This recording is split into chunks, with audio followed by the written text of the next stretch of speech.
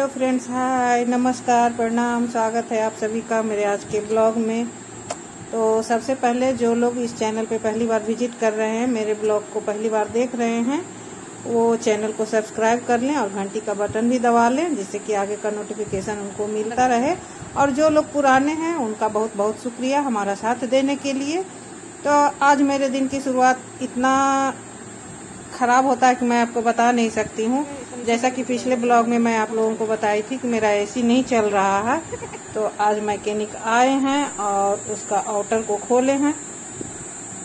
अभी लाइट नहीं है हमारे यहाँ, 7:30 से 9 बजे तक लाइट जाती है, लोड सेटिंग होता है। तो ये लोग 8:45 में आ गए हैं और अभी लाइट आने में देरी है। फिर भी मैं बोली कि तब तक खोल के देखिए, जब तक लाइट आता है फिर अपना काम कीजिएगा। खोल के देखे तो अंदर का जो हाल था बेहाल, मैं आपको बता नहीं सकती। चूहा, बड़ा वाला चूहा घुस के अंदर सारा इतना काट दिया था, इतना बुरा हाल कर दिया है कि मैं आपको बता नहीं सकती हूँ।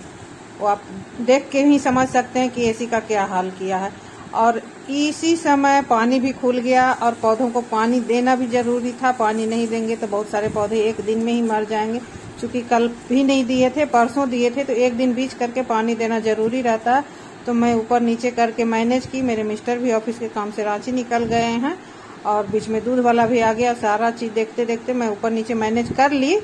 फिर एसी का जो हाल है कि मैं आपको बता नहीं सकती। मैं अभी एसी वाले से वही बात कर रही हूँ कि अब ऐसा किया जाए कि एसी का आउटर जो है कहीं और किया जाए। ये चूहा तो मानने वाला नहीं है, उसको ऐसा थोड़े है कि हम बनवा लिए तो फिर से वो चूहा जाएगा नहीं। चूहा ना जाए इसका कोई उपाय हमारे पास है ही नहीं, सॉल्यूशन ही नहीं है कि चूहा क्या करें कि चूहा वहां नहीं जाएगा। एक बार उसको जाने का आदत लग गया है तो वो जाएगा ही। तो अभी एसी के आउटर को हम नीचे इंस्टॉल करने के लिए बोल रहे हैं, लेकिन मैकेनिक लोग आज ड्रिल मशीन और गैस नहीं लेके आए हैं। ये देखिए सामने जो एसी का ढक्कन दिख रहा है उसको भी नीचे तक काट दिया है, उसमें जो फोम चिपका हुआ है वो भी काट दिया है।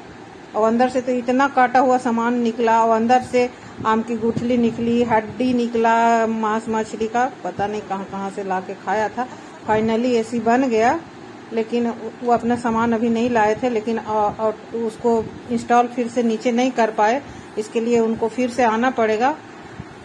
एसी तो चालू हो गया, लेकिन मैं उनको अभी पूरा पैसा पेड नहीं की हूँ। सामान का पैसा दे दी हूँ, मेहनताना का पैसा नहीं दी हूँ। बोली हूँ कि अगली बार आइएगा तब दूंगी साथ में।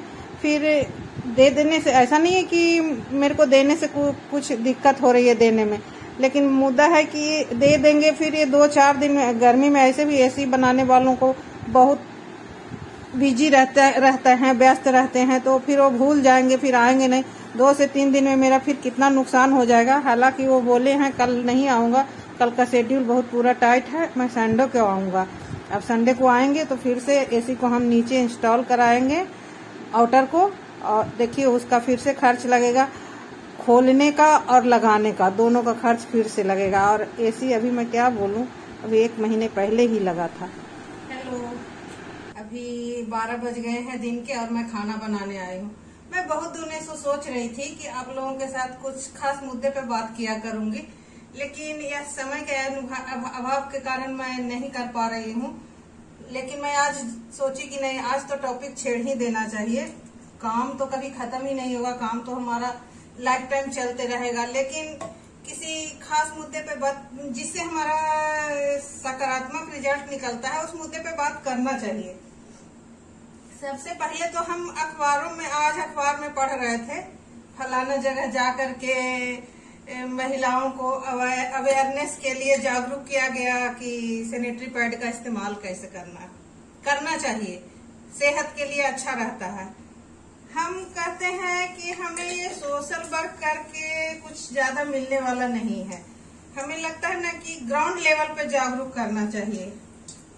ग्राउंड लेवल की बात, जैसे हम उन 50% महिलाओं के बारे में नहीं कर रहे हैं कि जो सच में कामकाजी हैं, घर और बाहर दोनों संभाल रही हैं, खुल के किसी विषय पे बात करती हैं, जिससे भी हो, किसी से भी हो, घर से, परिवार से, ऑफिस में, सबसे बातें कर लेती हैं। मैं उन महिलाओं के बारे में कह रही हूँ कि जो आज भी बहुत सारी चीजों के बारे में अपना पॉइंट नहीं रख पाती हैं, अपने घर में ही नहीं बोल पाती हैं कि मुझे ये चाहिए, मुझे ऐसा प्रॉब्लम हो रहा है।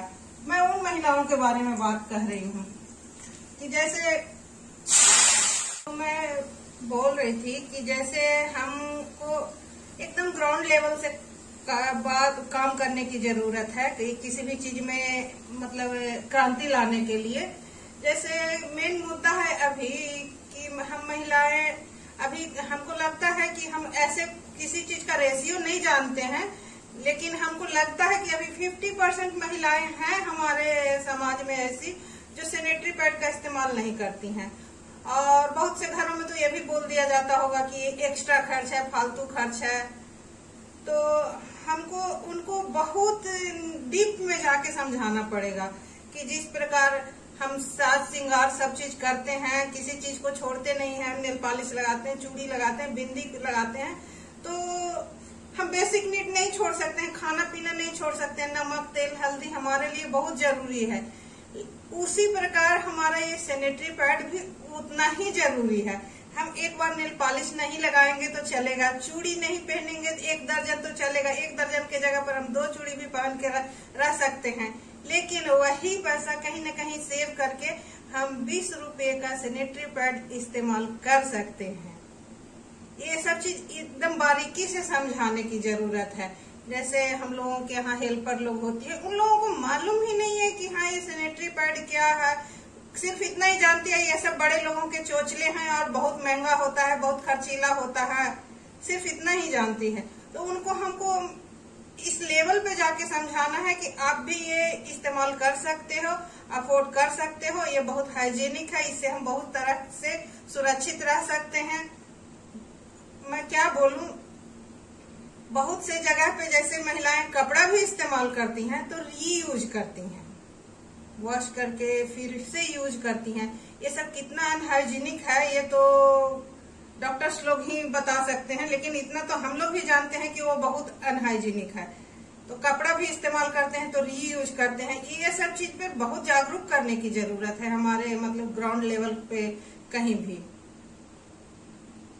मुझे लगता है कि इन सब मुद्दों पे हम महिलाओं को ही आगे होना चाहिए, बात करना चाहिए।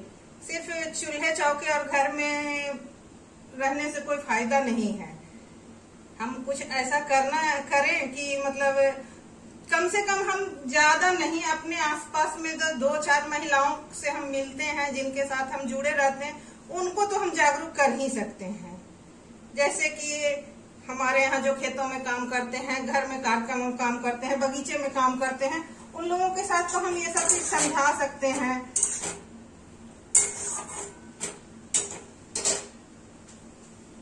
जैसे देखिए कल ही की बात है, मेरी नेहा जो मेरा हेल्प करती है मेरे घर के कामों में, वो बता रही थी कि उसके जान पहचान में कोई एक लेडी मर गई है। तो मैं पूछी क्या हुआ रे, तो बोली रांची गए थे दिखाने के लिए लेकिन बची नहीं। हम पूछे हुआ क्या था, तो बोलती है ब्लीडिंग चालू हुआ दीदी, तो बंद ही नहीं हुआ और उम्र भी काफी हो गया था, मतलब कि बूढ़ी थी। अब उम्र काफी, तो आजकल तो खेतों में काम करने वाले गरीब लोग 45-50 में ही बूढ़े हो रहे हैं। जब हम घर वाले 45-50 में बूढ़े हो रहे हैं तो खेतों में काम करने वाली हैं। फिर मैं उसको बोली कि देखो जरूर उनको कैंसर हुआ होगा, क्योंकि ब्लीडिंग चालू होना कोई आम बात नहीं है। फिर मैं उसको यही चीज बता रही थी कि देखो ये सब अनहाइजीनिक रहने का ही एक कारण है कि हम उसको अगर हम सैनिटरी पैड इस्तेमाल करते हैं, साफ सुथरा रहते हैं, बहुत सारा चीज से हम बच सकते हैं। ये जो गर्भाशय का कैंसर होता है जनरली अनहाइजीन रहने के कारण ही होता है। असुरक्षित उसी से रहते हैं तो गर्भाशय का कैंसर होता है और पता भी नहीं चलता है कि कैंसर हुआ।